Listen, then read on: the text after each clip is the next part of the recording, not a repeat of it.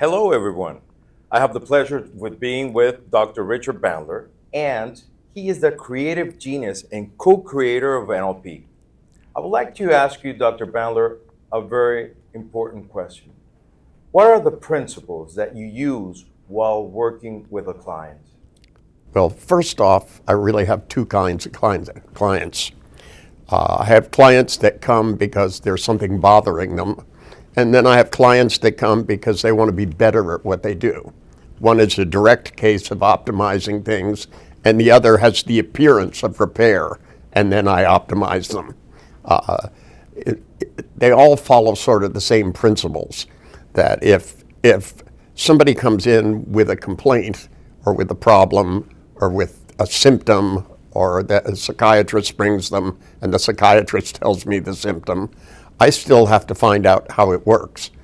Because one of the primary differences between neurolinguistic programming and other approaches to personal change is that we look at everything as if it works, and that we posit that it's an achievement, and that therefore it's learnable, and therefore it can be learned. You can learn something else. That if somebody can fall in a river and get a phobia of water when they're 4, and they can do it in 30 seconds, then it shouldn't take an enormous amount of time to find some other way of learning something that you can put on top of that so that they can swim and shower and bathe and do all the water-related things. I had people that over the years have become so much with the problem that their brain, their mouth all starts to tell me as if somehow or other they're being victimized by their thought processes. And it may feel as if they're being victimized, but that doesn't mean it's not an achievement. It doesn't mean if I were to follow the same patterns that thinking that they do, that I wouldn't feel just as bad as they do. So the principles start out with me is that one of the metaphors that I've used over the years is, and I've made films and all kinds of things over the years where I ask people, I go, wouldn't it be nice to have a day off from your problems?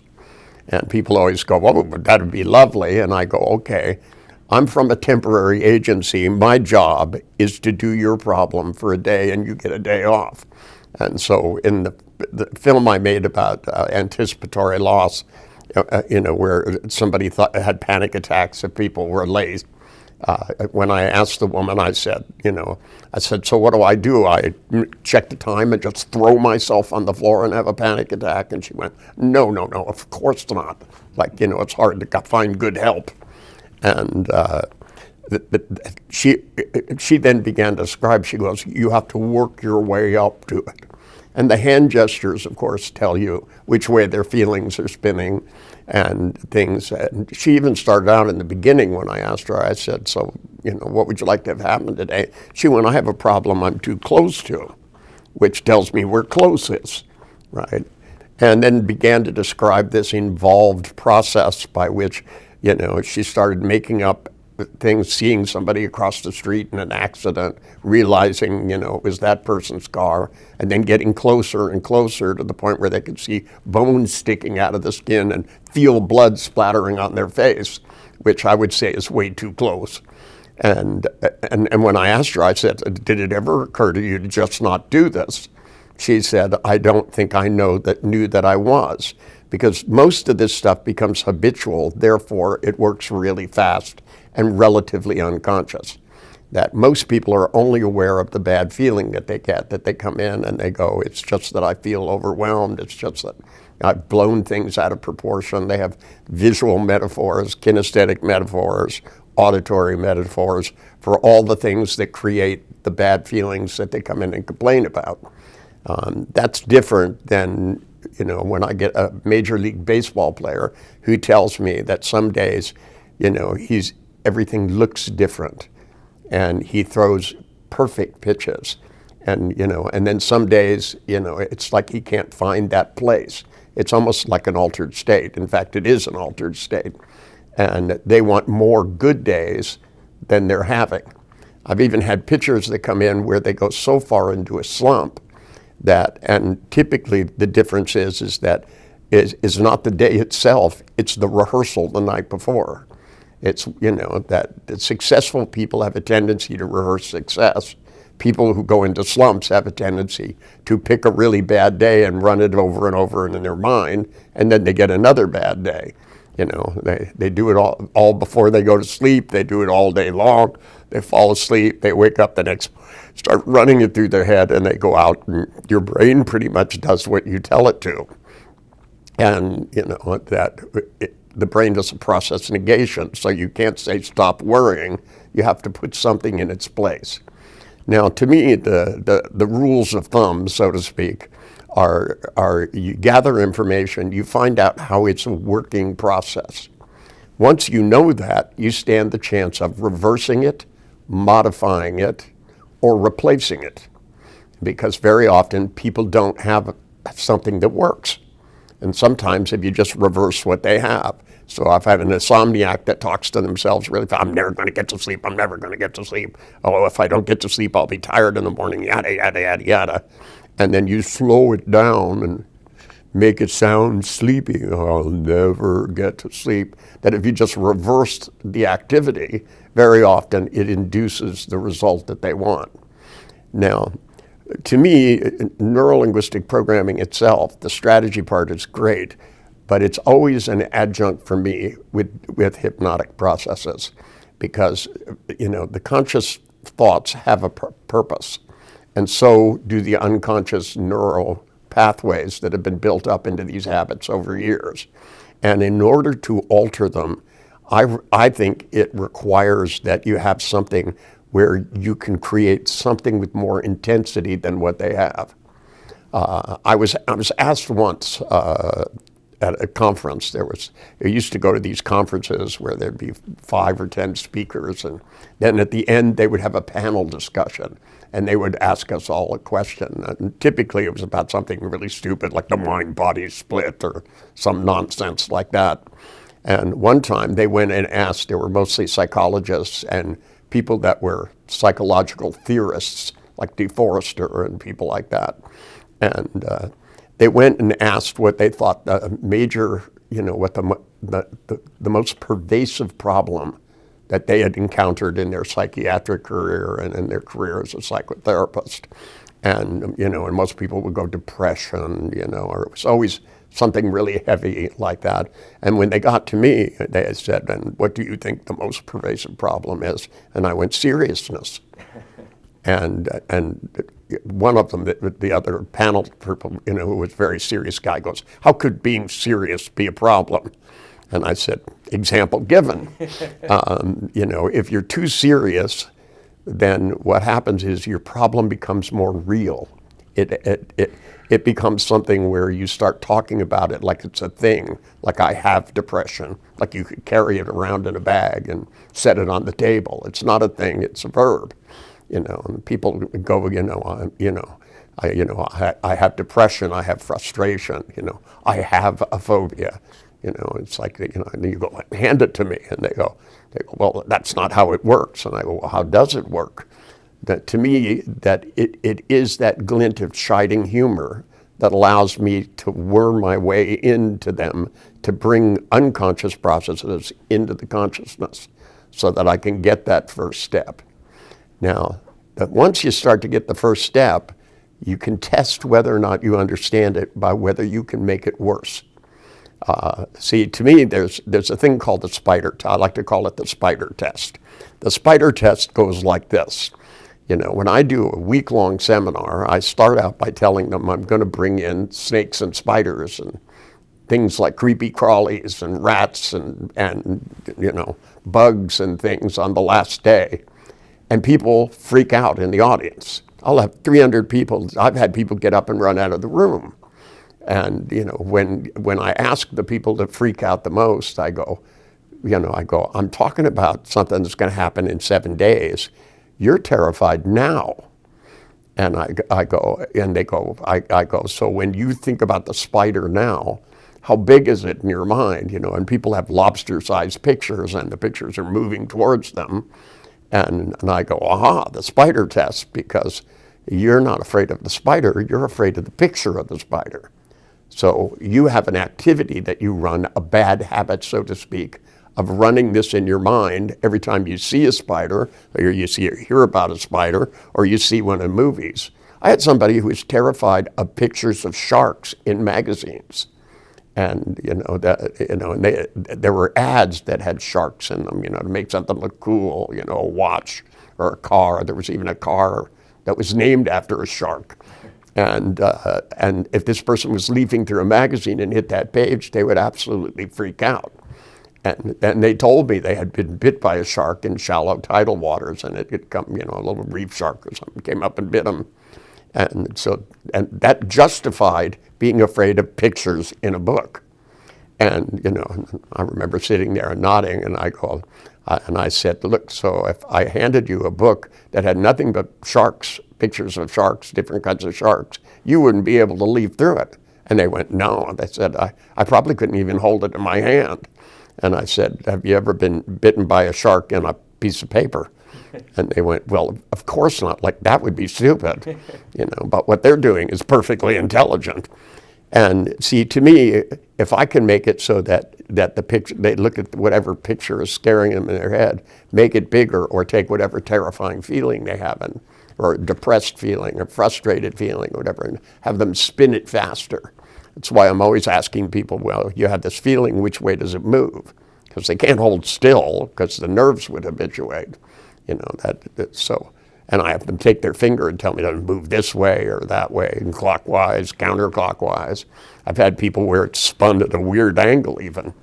But if they can tell which way it's spinning and show me how fast, then by making it go faster, it gets worse. And I've even had people go, why would I do that? And I'd go, therein lies the thing. If you can make it worse, you can slow it down and make it better. You can even spin it in the opposite direction and it will disappear forever. It's just the nature of neurology. That understanding the rules of thumb are, find out what's there, find out if you really know, because you should be able to make it worse, right? And if you do, then you have to decide whether or not all you have to do is modify it, whether you can reverse it, or whether you have to replace it.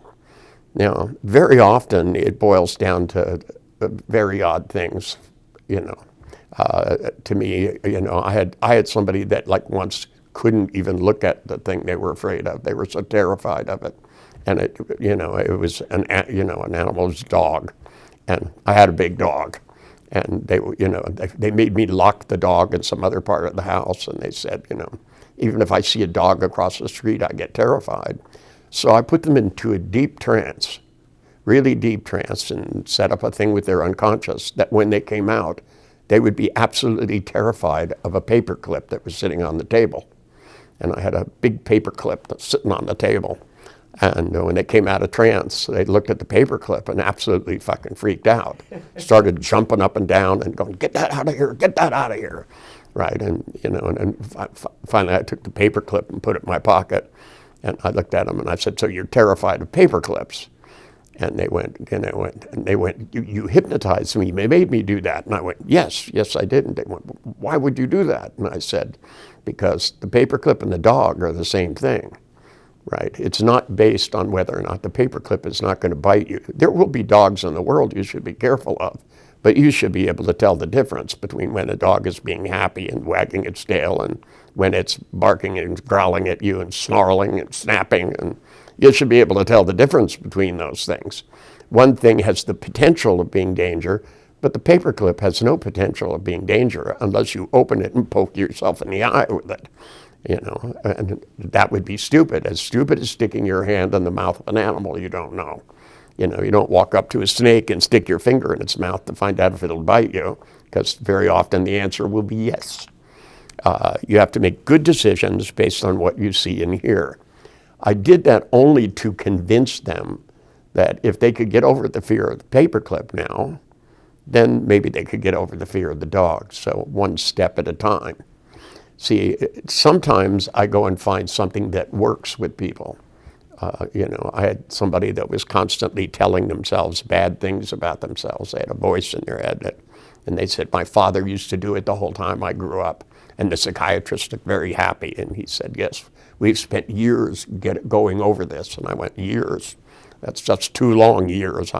I'm not that friendly of a person. I was accused once of being, a guru, and I said, nah, I'm not that sociable. Having people follow me around, not my thing. I'm more of a solitary person. I might be one of those guys in the caves humming by myself, but I'm not going to be somebody that has hundreds of people following me around all day long. Not my thing.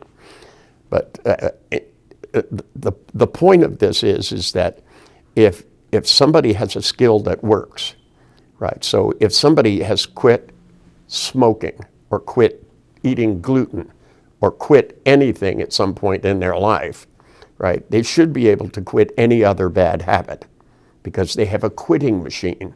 They just haven't applied it. When I applied to her the quitting machine, she had given up gluten, and when I applied the quitting machine to, and she at one point gave up gluten, and 3 months later she thought, oh, I'll eat something because she was allergic to it. And when she ate something that had gluten in it and got sick again, she decided never again, which is a wonderful feeling if you can get it about certain things, never again. So I ran through the same thing about the voice in her head and gave her a voice to replace it with. Because just like she had to replace gluten with other foods, she had to replace that voice with a voice that said something which was more accurate. Because she would look at herself and she wasn't as perfect as the pictures in her head. A lot of time have pictures in people's heads and they expect the world to match them. And the world just doesn't work that way. Nobody's going to match your pictures. To begin with, they can't see them. And number two, it's a lot easier to adjust a picture than a person. That's all there is to it. It's a lot easier, you could imagine a mountain more to the left, but moving it is going to be a big job. And so in this case, I said, what are you going to say to yourself instead? I said, you need a new habit.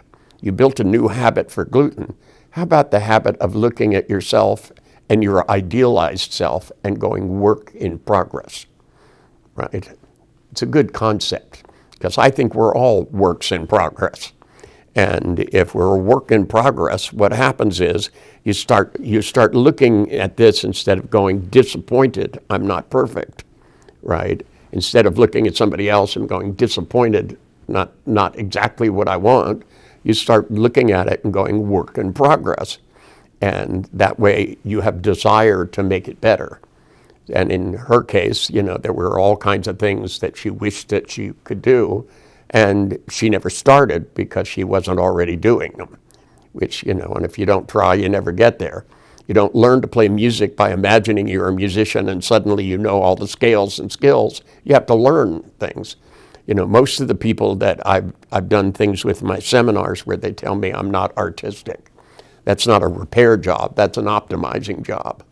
And when I go, how do you know you're not artistic? It's always, well, I was in the 3rd grade and they asked me to draw this and I couldn't draw it. So and the teacher even said to me, you're just not artistic.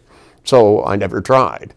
And I'll bring the same person up and put them in a trance, can get rid of their inhibitions, give them the tasks, show them a little bit how to mix paints and how to do this. And the next thing you know, they're painting a painting. And a lot of people over the years that started that way then became very good artists. Somebody once, actually the very first person I did this with on stage, drew something with a pencil. I had them draw it with a pencil something. And they came back a year later and gave me a picture of myself that looked like a bloody photograph. She said, once I started, I couldn't stop. It went from being something she never tried to almost being an addiction, and built a great skill.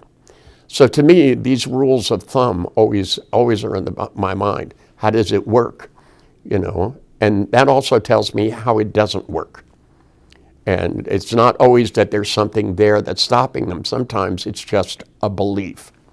And so to me, I'm always looking for the belief that will make something possible versus impossible. Because if people believe that something is the case, then they don't look outside of it. They never try. They don't dabble. They don't start playing music because they don't believe they'll be able to. You know, they had somebody when they're 5 years old gives them a piece of Mozart, one of the geniuses of all the centuries, and they don't do it perfectly. And then somebody goes, "Oh, you're not musical," and you go. And of course, the person telling you that is not Mozart, right? You know, it's one of those funny things. It's never somebody who's selling thousands of albums or is an accomplished musician. It's typically somebody that, you know, is a teacher in the third grade, or, you know, or your Uncle Fred or something, you know, who doesn't even play. That, you know, they told me when I was young I wouldn't be musical, but I'm stubborn.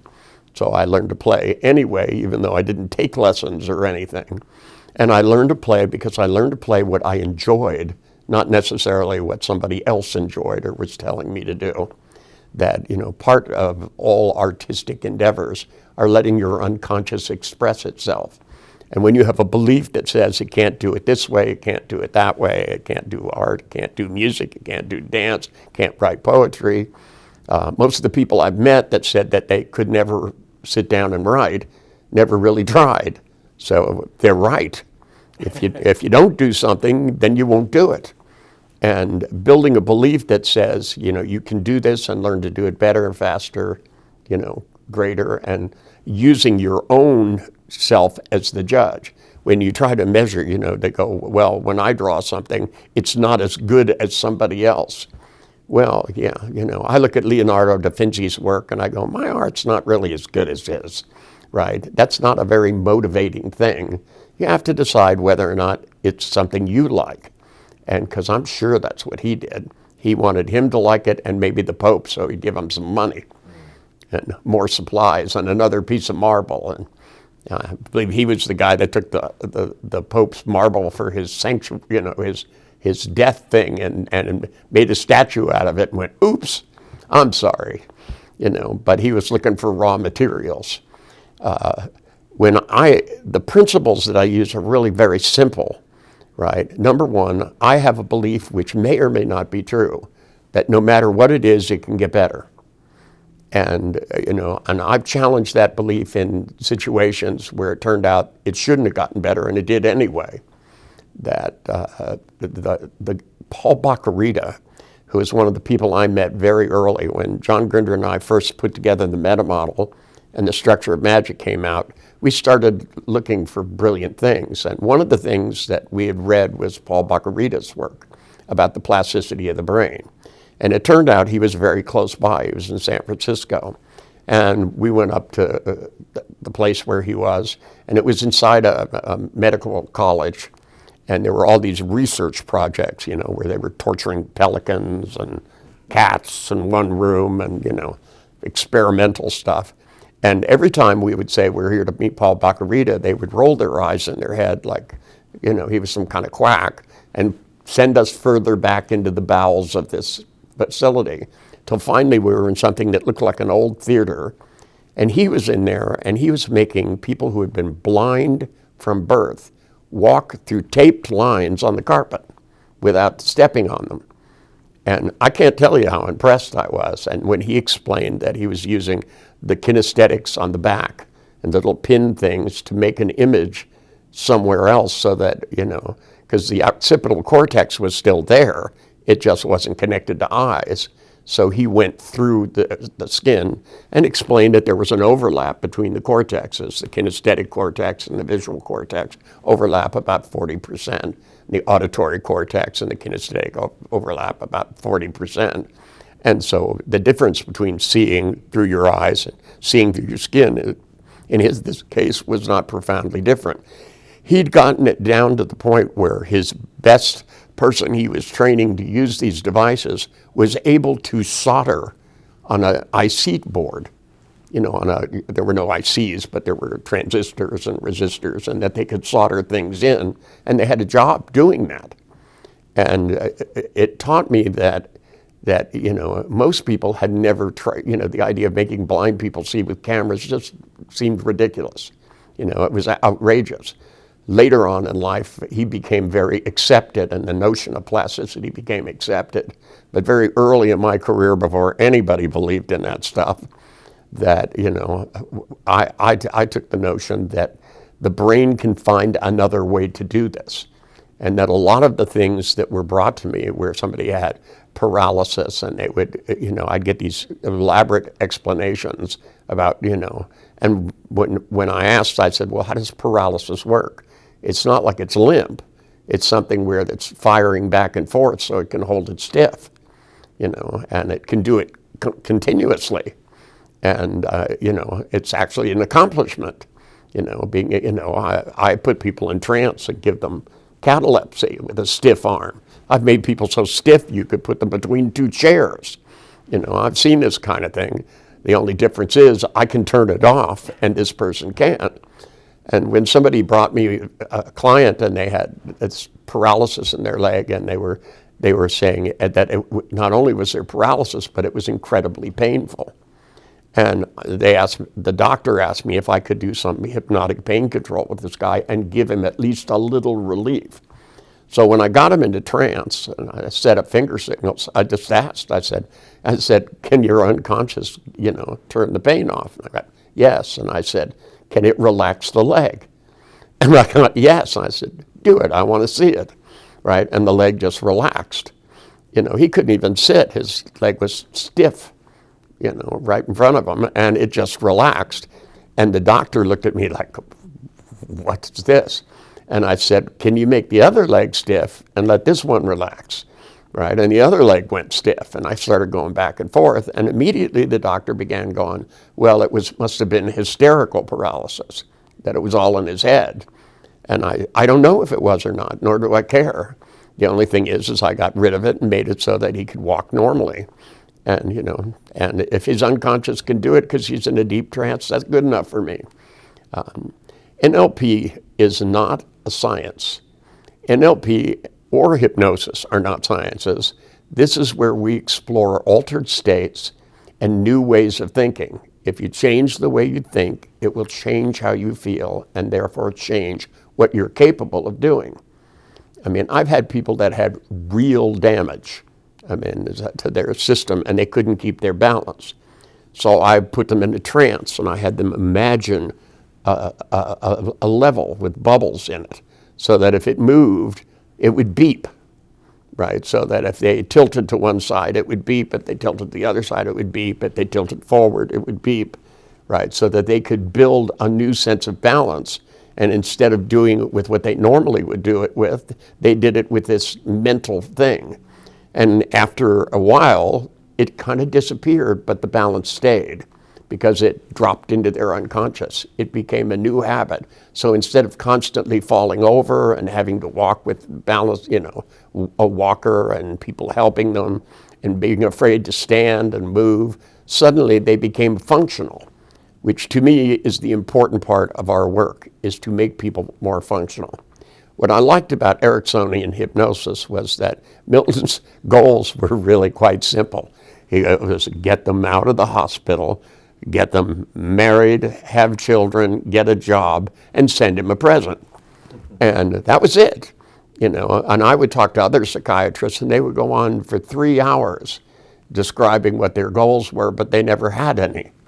That it was, to peel away the levels of their personality to get back at the root cause of where, the problem was. Because if they understood their problem, magically it would change. And the idea that understanding produces change, it's been tried. It's a great idea, but it doesn't work. What seems to work is giving people new ways of thinking.